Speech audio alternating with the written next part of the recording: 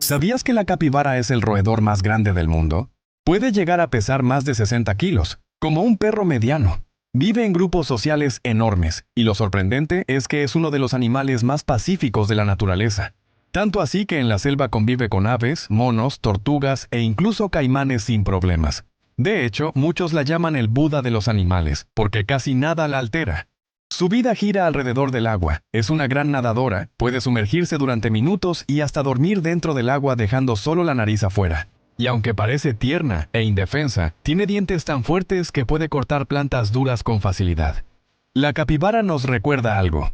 La verdadera grandeza no siempre se mide en fuerza o velocidad, sino en la calma con la que enfrentas el mundo. ¿Y tú qué opinas? ¿La capibara es el animal más chill de la Tierra? Dale like, comparte este mensaje y sigue la página para más Una Minuto Salvaje.